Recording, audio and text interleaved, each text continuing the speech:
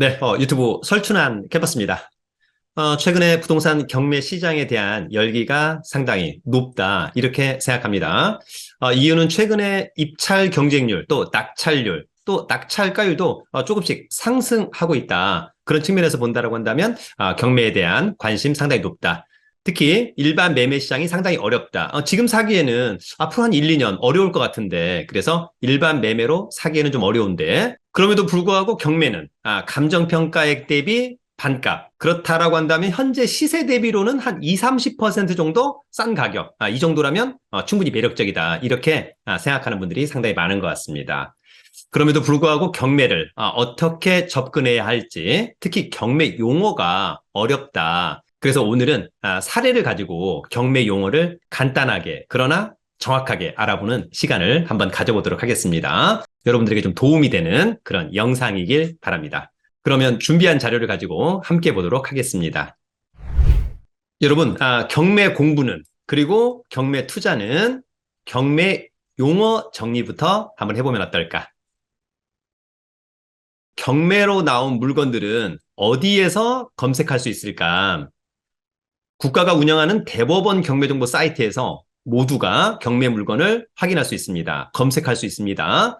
대법원 경매정보 사이트는 국가가 만든 사이트이기 때문에 가장 공신력이 있다, 무료다, 이것은 좋습니다. 그러나 물건 하나하나에 대한 좀 디테일이 부족하다. 그래서 우리가 이제 부동산 태인과 같은 유료 경매 정보 사이트를 봅니다.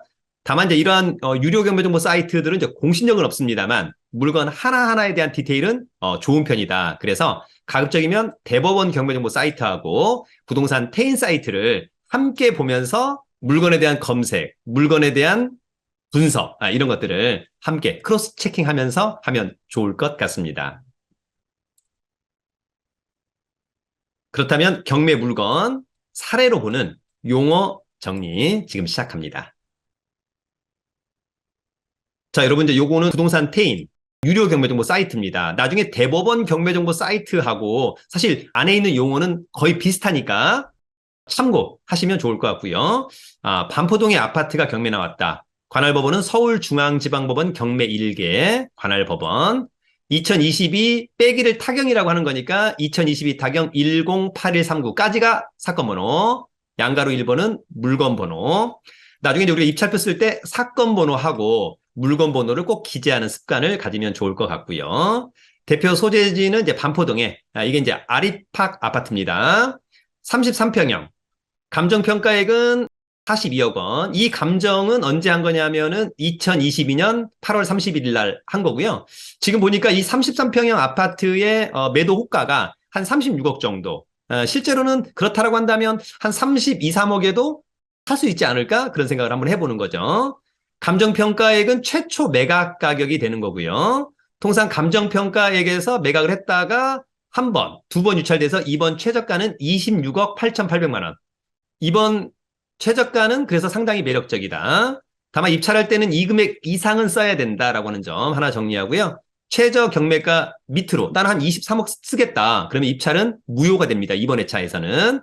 자, 내가 30억을 쓰든 31억 원을 쓰든 보증금은 내가 쓰는 금액 아니고 이 최저가의 10%. 예, 그래서 2억 6,880만 원. 예, 수표 한 장짜리 가지고 입찰에 참여하시면 좋을 것 같고.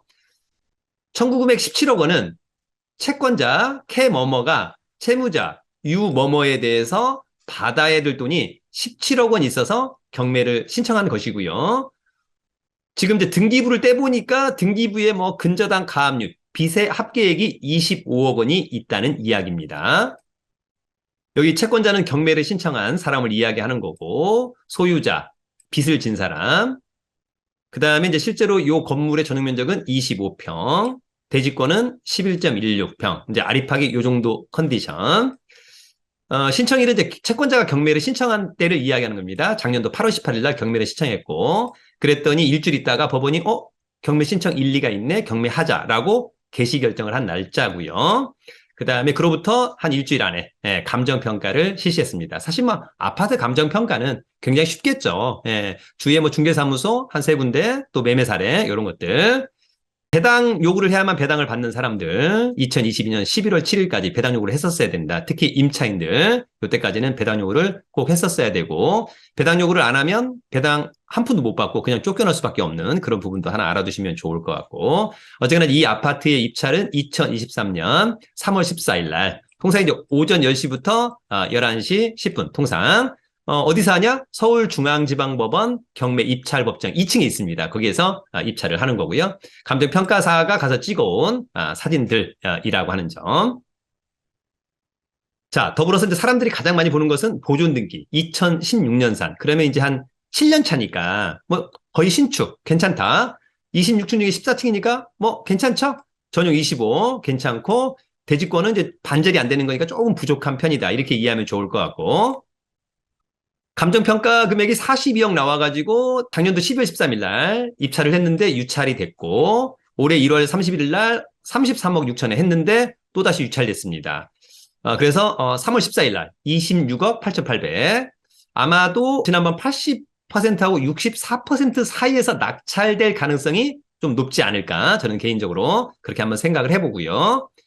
자, 여러분들 우리가 경매에서 말소기준권이라고 하는 게 있는데 뭐 근저당권, 저당권, 담보가등기, 경매등기, 가압류, 압류 그중에 이제 가장 먼저 등기된 것 이 사건 근저당권, 이 사건 말소기준권리 낙찰되면 다 없어집니다. 다 없어지고 다만 이 근저당권보다 전입신고가 빠른 선순위 임차인이 있습니다. 확정일자도 빨리 받았고 배당 요구도 했습니다. 네, 그래서 12억 5천만 원, 그 다음에 6,250만 원 기본적으로 임차인이 배당 요구를 했기 때문에 배당을 다 받을 것으로 보이고 다만 근저당권이 2021년 아닙니까? 요 12억 5천은 선순위 6,250만 원은 후순위가 될 것 같습니다. 아무튼 임차인이 거의 다 배당을 받아서 특별히 문제가 없는 그런 케이스다. 이렇게 이해하면 될 것 같고 권리 분석은 여러분 이제 매각 물건 명세서라고 하는 게 있습니다. 매각 물건 명세서. 그래서 요 매각 물건 명세서에서 보면 최선순위 설정이 경매에서 이 사건의 말소기준 권리.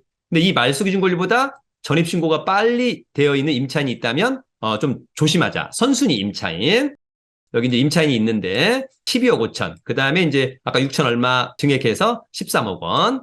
확정일자도 좀 빨리 받았고요. 배당 요구 종기일까지 적법하게 배당 요구도 하였다라고 하는 점. 네, 그래서 이 임차인은 특히 선순위 보증금 12억 5천만 원에 대해서는 배당을 다 받을 거니까 나중에 낙찰자 입장에서는 명도도 아주 쉽게 끝날 수 있겠다. 이렇게 여러분 용어, 그 다음에 매각 물건 명세서까지 한번 체크를 해봤고요. 제가 이제 괜찮은 물건들은 제가 운영하는 네이버 카페 설춘환 캠퍼스 밑에 보면 이제 경매 관심 물건들이 있습니다. 그래서 그런 물건들 함께 보면서 공부를 해보시면 어떨까. 여러분, 오늘은 우리가 이제 경매 투자하고 경매 공부할 때 가장 중요한 것은 용어 정리부터 하자. 그래서 오늘 부동산 태인, 그 다음에 여러분들이 이제 앞으로는 대법원 경매정보 사이트도 많이 봐줘야 할 건데 계략적이면서 중요한 용어를 한번 확인해 보았습니다. 어렵지는 않을 것으로 보이고요. 또 경매 공부를 좀 내가 한번 좀 탄탄히 해보고 싶다라고 한다면 경매책 정도는 한 권 정도 정독하면 좋을 것 같은데 저희 이제 부동산 경매 처음 공부, 이런 책으로 한번 경매 공부를 해보는 것도 저는 참 좋겠다. 그런 생각이 듭니다. 여러분, 자생력이 있어야 될 것 같고요. 특히 올해 2023년도, 2024, 2025년도 앞으로 한 3년 동안은 최고의 경매 시장이 들었을 것 같다. 경매 매물이 급증하고 있습니다. 앞으로 골라서 투자할 게 많기 때문에 이번 기회에 경매 공부 한번 제대로 해보기를 기대합니다. 여러분, 오늘은 여기까지. 파이팅!